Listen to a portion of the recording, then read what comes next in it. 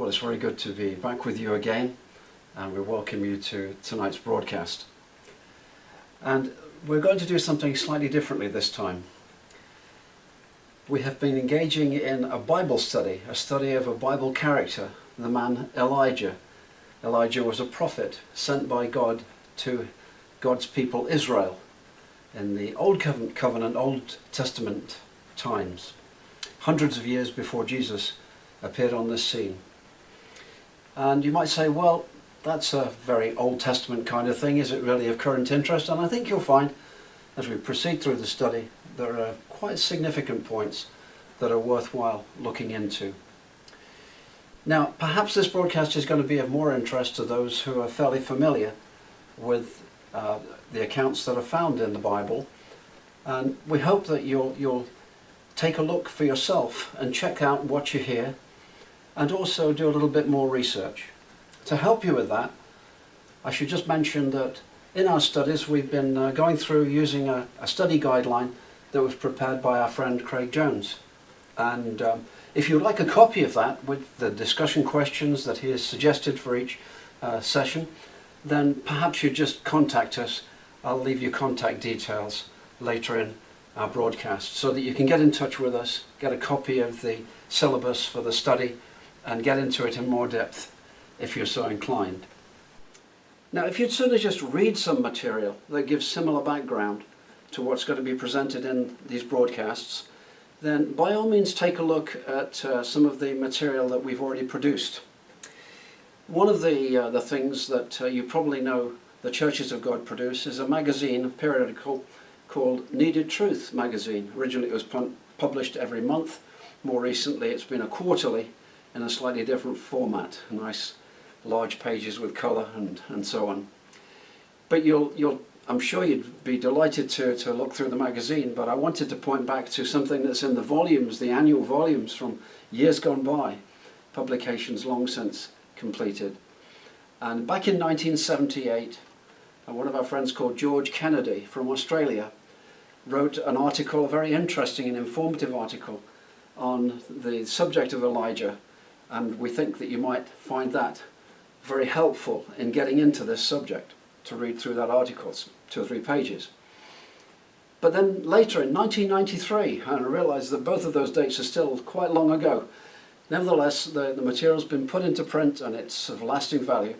In 1993 then, another of our friends, Alan Toms, who lived for some years in Hamilton or Ancaster in Ontario, and has also spent time out of the UK, travelling around the world in a capacity as an evangelist and a teacher from the Bible. Spent long years in India and in what was then called Burma, now called Myanmar. So with vast experience of working with churches in different parts of the world. And he too developed a series of articles on the subject of Elijah, and I think you'll find those very thought-provoking as well. So we'd like to provide you with that. It's very easy to get a hold of these items. I said that we'll provide the contact details on the screen, but let me just tell you right now, it's as simple as going to www.mountforestchurch, all one word, mountforestchurch.ca, and then you'll see the menu of things that you can look at on that website as soon as you get to the home page, and along the top there you'll see that there's a section for resources, Bible resources, and if you look in that, then in the drop down menu you'll see Elijah the prophet, and I think you'll find that you'll be able to very easily there read on the screen, and with very easy capability to click on any particular scripture that's mentioned and look at the scriptures in more depth, right while you're still using your internet connection. So that's the easiest way to get a hold of these things, on www.mountforestchurch.ca. So all that we want to do today is to think about this man Elijah, and to think a little bit about the background to the setting that we find. In our studies we've reached 1 Kings chapter 19, and we're going to read that together, part of it. Ahab told Jezebel all that Elijah had done, how he had killed all the prophets with the sword. Then Jezebel sent a messenger to Elijah, saying, "So may the gods do to me and more also, if I do not make your life as the life of one of them by this time tomorrow." Then he was afraid, and he arose and ran for his life, and came to Beersheba, which belongs to Judah, and left his servant there. But he himself went a day's journey into the wilderness, and came and sat down under a broom tree. And he asked that he might die, saying, "It is enough now, O Lord, take away my life, for I am no better than my fathers." And he lay down and slept under a broom tree. And behold, an angel touched him and said to him, "Arise and eat." And he looked, and behold, there was at his head a cake baked on hot stones, and a jar of water. And he ate and drank and lay down again. And the angel of the Lord came again a second time, and touched him and said, "Arise and eat, for the journey is too great for you." And he arose and ate and drank, and went in the strength of that food 40 days and 40 nights, to Horeb, the mount of God. There he came to a cave and lodged in it. And behold, the word of the Lord came to him, and he said to him, "What are you doing here, Elijah?"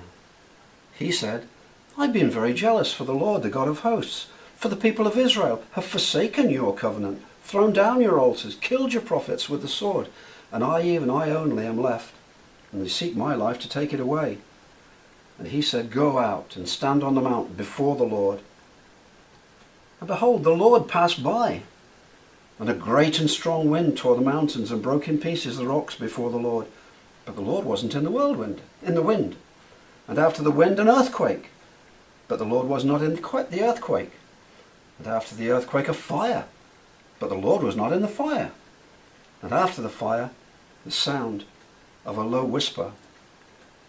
And when Elijah heard it, he wrapped his face in his cloak, and went out and stood at the entrance of the cave.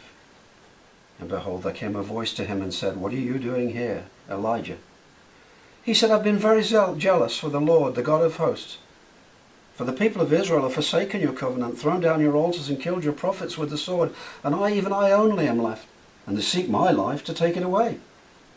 And the Lord said to him, "Go, return on your way to the wilderness of Damascus, and when you arrive you shall anoint Hazael to be king over Syria, and Jehu the son of Nimshi you shall anoint to be the king over Israel, and Elisha the son of Shaphat of Abel-Meholah you shall anoint to be prophet in your place. The one who escapes from the sword of Hazael shall Jehu put to death, and the one who escapes from the sword of Jehu shall Elisha put to death. Yet I will leave 7,000 in Israel, all the knees that have not bowed to Baal, and every mouth that has not kissed him." So you'll see that we're breaking into this account after the momentous events that are recorded in the previous chapter, the events on a mount called Mount Carmel. We'll get into a little bit of that later on. I just want to think with you first of all about this man Elijah. Not much is recorded about his background in the Bible. You can get something from his name. I don't know your name, and if you knew my name you probably wouldn't know what the name Jeff or Jeffrey is derived from, and you wouldn't know why my parents gave me that name, and likewise I wouldn't know about your case. But here we've got this man Elijah, and in his own language it means God is Lord. My God is Lord. Eli, my God. Jah, Jehovah, Lord. My God is Lord. Now if you were parents, why would you give your young son a name like that unless you were godly people yourselves? And so we can assume from that, just from the name that he bore, that he came from a godly family, a family that wanted him to stick to the rules that God had given and live in a way that was pleasing to God, who is to be his Lord. And he grows up as a boy, learning what his name meant and how to put it into effect. But Scripture introduces him as a grown man, and we find him as a prophet of God, a man who's committed to living up to his name. And you know, the people around him wouldn't be categorized that way. In large measure, the people that Elijah had to deal with were Israelites who had departed from a faithful obedience to the commandments of God. And so Jerusalem, the place in the center of worship, was to the south. And now over to the north were the 10 tribes that departed into idolatry, as their leaders gave them very bad leadership in that respect. And it was to that group of people that Elijah was sent by God as a prophet. It's such a shame that that was the case. You'd think that Elijah would have loved to have headed south and been part of the worship of the true God in Jerusalem. But that wasn't what God called him to do. No, he had a different role to play. And so from a godly family perhaps, in a surrounding that was rather hostile to the worship of God, Elijah went out and testified. And he testified fearlessly, and he testified faithfully to what God had told him to say.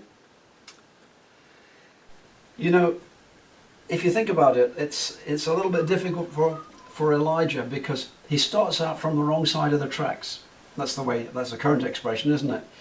If you think about the land that Israel, the nation of Israel, occupied, you've got from north to south, meandering down the River Jordan. And when the Israelites had come out of Egypt in the great exodus from leaving their slavery, as God delivered them from that, and to go to the land of promise, the promised land, they would reach the Jordan, they would cross over, and God had given them their inheritance to the west of the Jordan. But before they crossed, 2 or 3 of the tribes of Israel, of the 12 tribes, had said, you know, it's really great over here on this eastern side of the River Jordan. The land is just right for our flocks and herds. Leave us here. And so two of the whole tribes and half of another tribe stayed there on the east side of Jordan. God gave them permission to do that. And one of those tribes was Gad. And it seems that within that general area there was the place that Elijah came from, and he was called a Tishbite. And it seems that that was the name given to people that came from this part of Gilead, within this part of Gad, within the inheritance, east of the Jordan. And he would testify not only to the people that were there, the 2.5 tribes that were there, but to the rest of the 10 tribes of the north, over on the western side of the Jordan and to the north. And that's where the king of those 10 tribes reigned from. Part of the time in Samaria, and part of the time because he had a palace there in Jezreel. And you'll learn all about these things in these chapters that lead up to what we read tonight. And we find these things out about Elijah. Now, there's some things that I just want to put in your minds now, especially those of you who have already studied these things in the Bible, just to suggest to you that it's worth thinking as we go through this account, to think about these things, about how Elijah retraces his steps. Sometimes God brings that action into our lives, doesn't he? He makes us go back to a starting point, go back and reconsider, and then with renewed energy come back to fulfill the tasks that we face. And so it was with Elijah. We entered in, we almost sort of jumped in this chapter 19 at the scene when the king Ahab, the evil king with his more evil wife Jezebel, he'd told her all about the victory that Elijah had had. What's that? That's found in the previous chapter, chapter 18, when Elijah goes up Mount Carmel and he challenges all the people that were worshipping their idols, the idols to the idol named Baal or Master. And he says, bring all of your prophets and come up this mountain and we'll have a decision time. And let's decide it this way. You prepare a sacrifice, I'll prepare a sacrifice of a dead animal on an altar. And he says, if you put your sacrifice on your altar and your God comes by a flame from heaven and consumes your sacrifice, then he is God. And if my God comes and does that to the sacrifice that I prepare for him, then he is God. That's how we'll choose who is really God. And do you agree to that? And they agreed to it. And first they built their altar, and they put on their sacrifice to their idol god, and they pranced around all day trying to get the God's attention, but it didn't seem to work, and they were totally unsuccessful. So when it came near late in the afternoon, it was Elijah's turn. He built the altar, they placed the sacrifice on it, and then he poured water over it, and he dug a trench around it and poured water into the trench to drench it, to make it almost impossible to light. And then he called on God, and he said that he'd done all this at God's command. And so now was the time for God to demonstrate that he was the true God, that Elijah was his servant, and he was turning the heart of this idol-worshipping people back to himself. And God did answer. And miraculously, fire came from heaven, consumed the sacrifice, despite its drenching, and then there was a follow-up, a sequel to that had happened, that the people who had realized who was truly God were ready then to be done with all those false prophets of that false idol. And so 450 of them were put to death right there on Mount Carmel. The king Ahab was there, and he goes back to his palace and meets with Jezebel, his wife, and she was a worshipper of those idols. And he tells her what Elijah had done, and putting to death all of her prophets to her idol. And you read with me, didn't you, about the sequel to these events in chapter 19, when Elijah, that fearless prophet of the true God, seems to just turn away and run from a woman. I think there are some things here that we can find are interesting points, and the first one I'd suggest is the retracing of the steps, and the second one that we're going to cover in this brief outline today is the fact of so many surprises that we see in this account. This retracing of the steps, you see Elijah, and he runs for his life, and where does he run? He runs south, right through the land of Israel, into the land of Judah, and right into the deep south, and away, and he's found eventually at a mountain in Sinai, as we would call it, where the very same mountain where God had met Moses and appeared to him in a burning bush, and subsequently had given him the commandments of the law. And that's where Elijah has to retrace the historical steps of God's dealings with his people Israel and go right back to the beginning. And he's there, and we read about it, didn't we, his experience in that mountaintop. And the wind was sufficient to break the rocks, and there was an earthquake and there was fire. But God wanted to speak to his servant in a still small voice. And his servant was so discouraged and thought he was the only one left. He wasn't really justified in that view, but that's the way he felt. And he told God about it and said, "Enough already, just take me away from here. I'm ready to be done with it all." But God had different purposes for Elijah. And so very gently, he tells him to retrace his steps in the other direction. Go back up north, right up to Damascus, and appoint a king over the neighboring country of Syria, and come back and appoint a new king to replace this bad king in Israel. Appoint Jehu to take his place. Oh, and appoint somebody to take your place as well, and get him ready to take over from you. So he has to retrace his steps again. You had to retrace your steps. Have I had that experience of going back, wondering why things are not quite the way that they should be, and going back and having to go back to the fundamentals, get back to the basics, and to get back to the core of why I am a servant of God, why am I a disciple of the Lord Jesus Christ. Are you a baptized believer in Jesus Christ? At one time in your life, did you recognize who he really is? God in human form? Did you decide to obey him for the rest of your life and evidence that obedience by being baptized in water? What was that experience like for you? Do you need to just refresh your memory and start again, perhaps, with the vigor of youth, if that was the time when it occurred in your life, but with the freshness of commitment that typified you then? Well, Elijah has some things to say to us, doesn't he? So there are things that we can learn. Even down to the fact that when Elijah has gone through this experience of meeting God on the mountain and hearing the whisper, the gentle whisper, What does he hear from God? What's the word that he gets from God as he's to retrace his steps positively and go back north? God says, go. What did Jesus say to the disciples after giving them the command to baptize people as disciples of Jesus Christ himself? He said to them, go into all the world and make disciples, teaching them the things that I have commanded.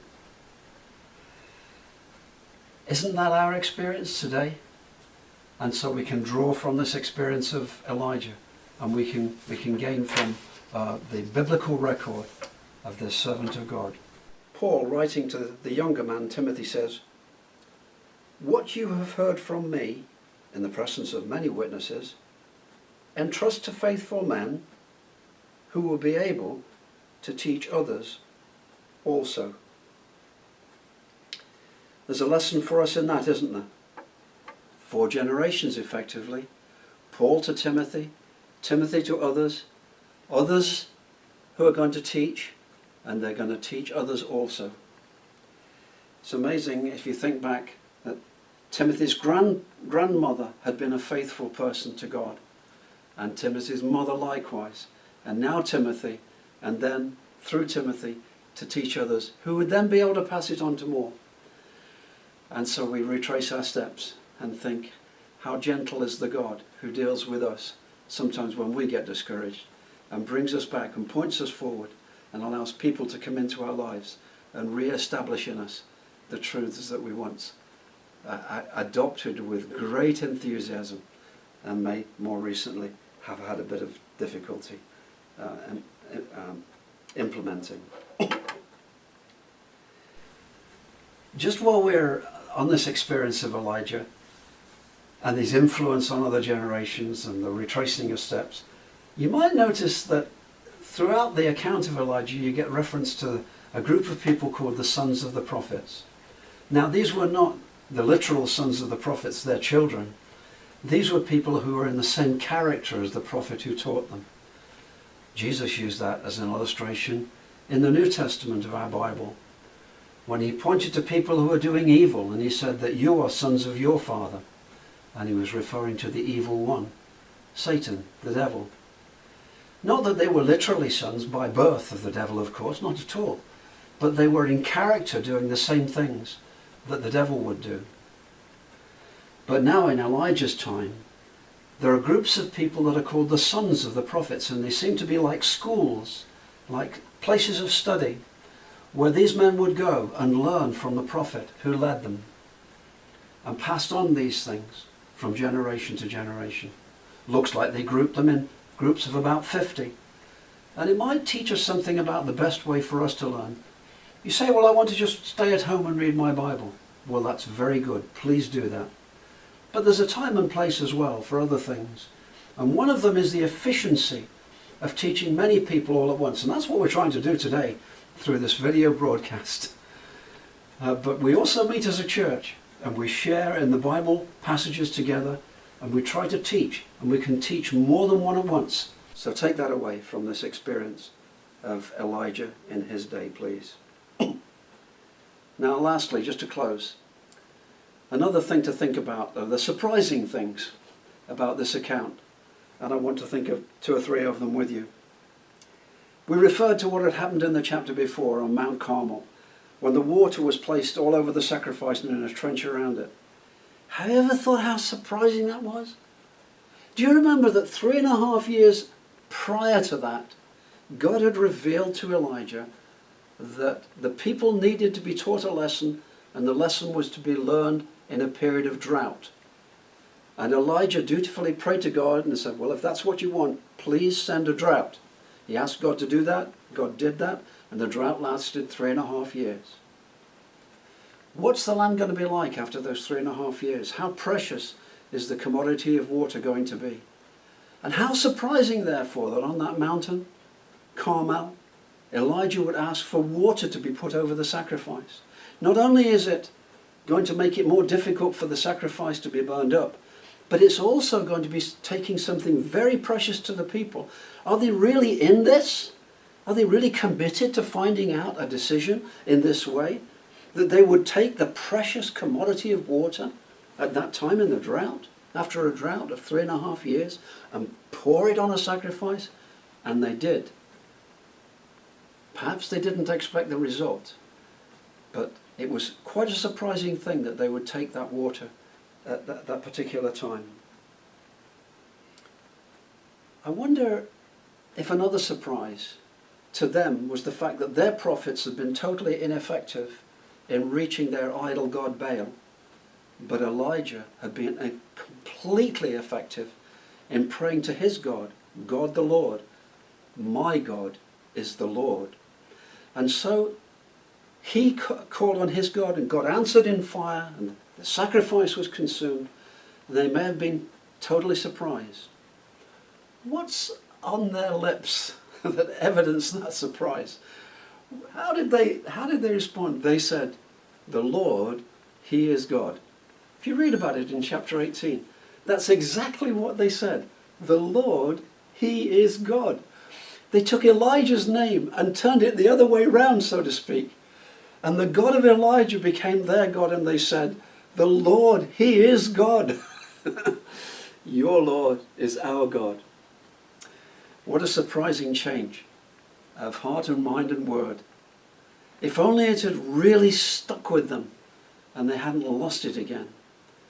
But sadly, the surprising event was followed by something less surprising, that when the testing time came, they gave up on that fresh commitment. Here's another surprise that's introduced to us in the beginning of this reading that we did today. Jezebel, having just watched 450 prophets come to their end, killed in absolute weakness and inefficiency, says to Ahab and says through a messenger to Elijah, "Elijah, I'm calling on my gods, and you're going to get punished for what you did to my prophets." You would think that Elijah would just turn around and say, "Didn't do much good yesterday, did it?" But he runs away. It's so surprising. It's surprising that she should call on gods who had just been proven to be totally useless. And it's surprising that Elijah would have run away from a woman when he didn't run away from the violent opposition that he had faced up until that point. So there's much to learn from this study. And as we can carry on, if you'd like to ask us for that study guideline, we'll readily send it to you, and you see what we've already got to in our studies to this point, and also where we're going with this study before.